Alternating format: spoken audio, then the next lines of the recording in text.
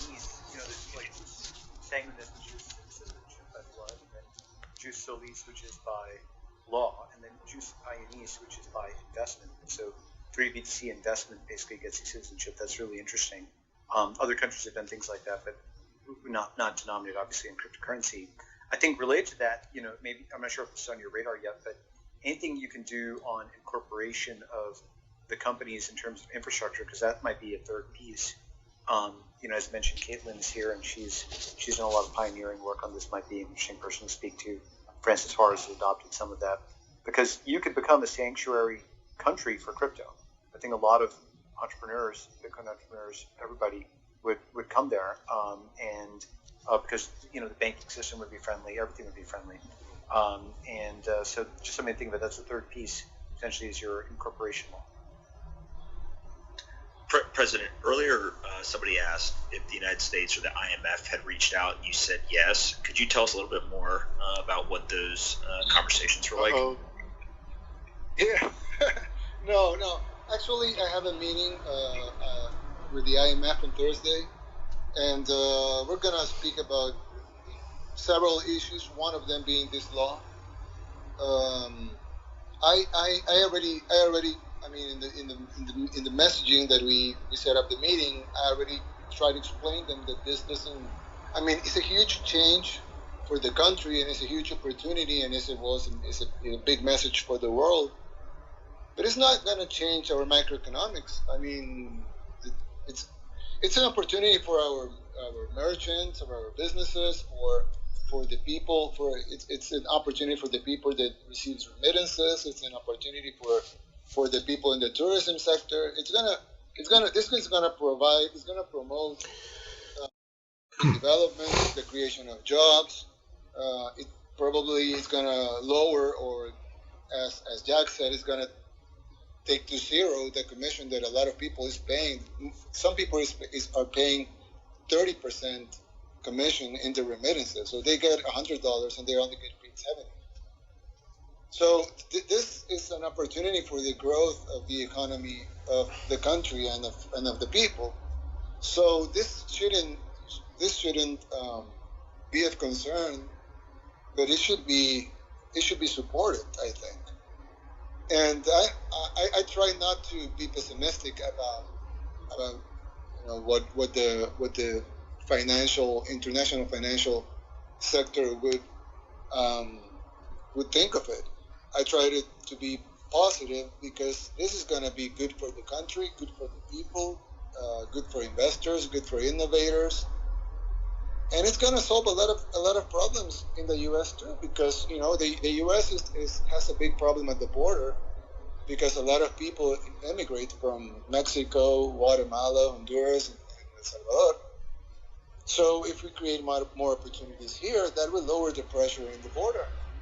So they should be happy about this. So I think it's more, we have to do a lot of explaining, and we have to campaign this. But I'm sure it's going to be good for everybody, and we count on you. We're almost 16,000 people are connected to this chat room right now.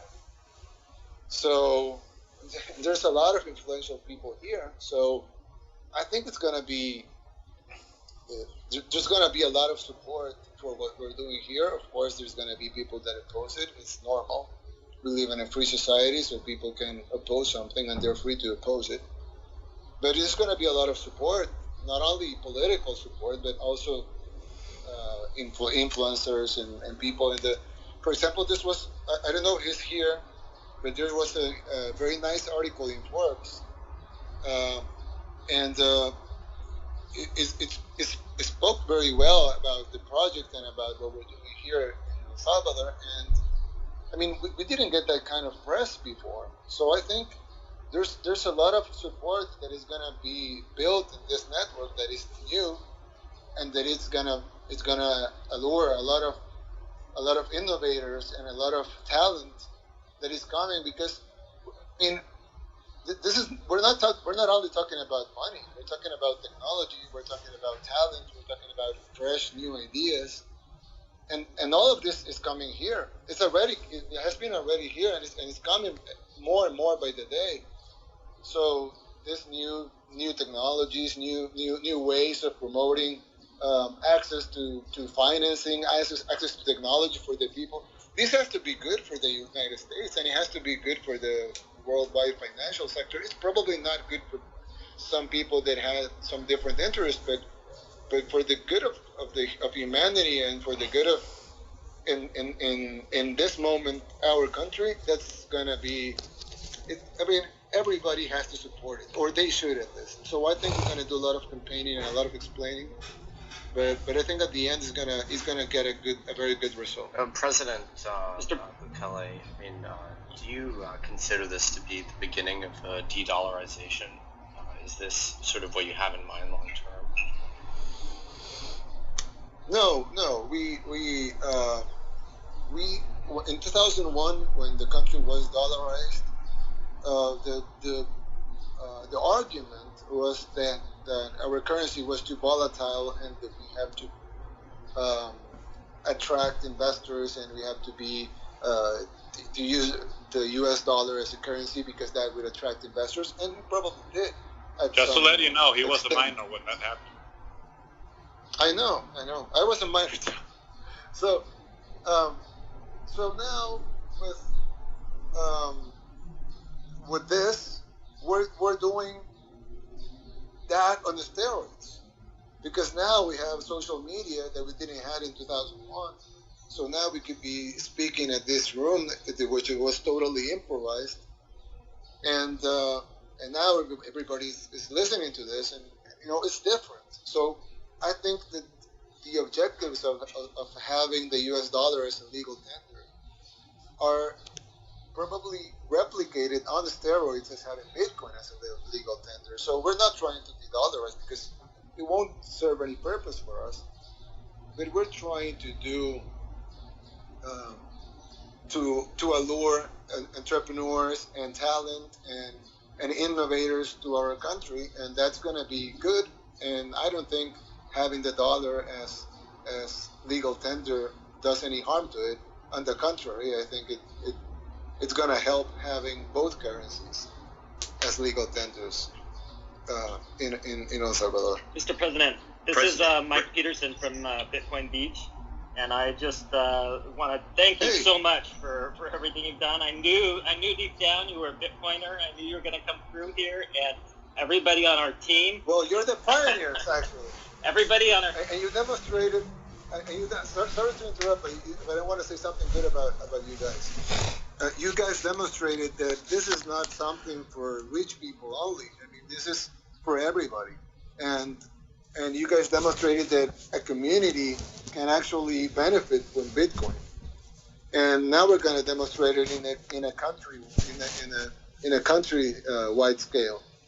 But of course you're the pioneers here, and hats off to you guys, because you have demonstrated you had the courage to be the first here in El Salvador, which is and you have done great. And actually you have provided us with arguments and with pictures and with stories and with everything that we need to have this bill passed so fast. Well, I hope so much that you'll grace us with your presence with the team. There's an amazing team of locals in El Zonte that are really the ones that have done all the work, and so I know it means so much to them if you'd come and spend a little time with them. So I really hope you'll be able to come and spend some time in Bitcoin Beach with us.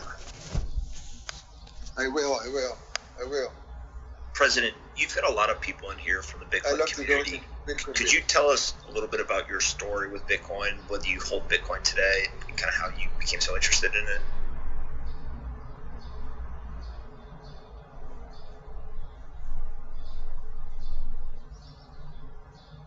Oh? Did we finally break? Did we lose him? We might have broken Twitter Spaces. No, he's still there.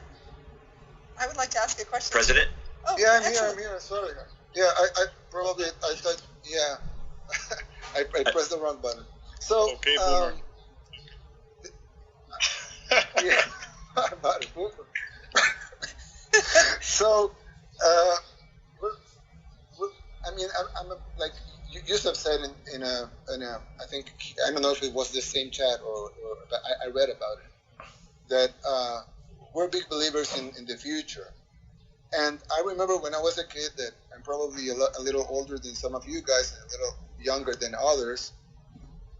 And when I was a kid, I remember thinking about the future, and you would see like flying cars and these beautiful buildings with people having no problems, and everything was solved because of technology and everything. And the world was interconnected like it is right now, but everything was fine. There were no wars, there was no hunger, nothing, no diseases. But now, if you talk to young people, I'm talking about 15-year-olds or even 20-year-olds, and you ask them about the future, they won't talk to you about flying cars or shiny buildings and no hunger. They will talk to you about nuclear war. They will talk about pests, about climate catastrophes, when did our vision of the future change from something beautiful to something so dystopic? But at the same time, we have to remember that we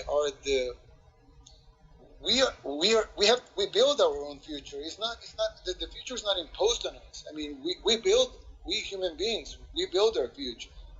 So why do we have to resignate ourselves to have a dystopic future if we can build the future that we dreamt at least when I was a kid, and probably some of you were too. And so I think Bitcoin, as being the main cryptocurrency in the world,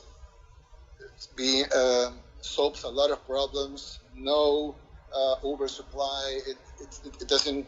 It's not in the hands. There's a lot of inequality that comes from the central banking system, because they pour new money in, but they choose where that new money goes to.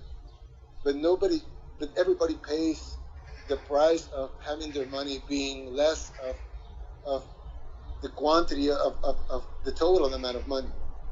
So Bitcoin it's technology, it's future, it solves a lot of things, it's very well thought of, and it's being supported by a lot of people that want to see a better world and a better future, and a lot of innovators and a lot of talent. So we want to support that too, and we're not. We don't. I could support it by being a Bitcoiner and put laser eyes in the picture. But we want not only to support it, but we want also to demonstrate that that the world can benefit from it. And I think El Salvador is not only a country anymore. It's a symbol of what Bitcoin can do. And I'm sure there's going to be a lot of pouring in of new technology in a country that basically, we had very good plans 6 months ago, but it's not even near what the plans that we have now. So if we can change our future, and probably we will start seeing other countries follow. So we're going to see a lot of countries' future changing, and that's going to help build a better society. So I think, of course, it's not like Bitcoin is going to solve everything, but I think this is one of the things that we hope that we all have to get behind on, because we have to build the future for humanity, and we don't have to accept the new probably the not so good future that the world is going on, and we can change it.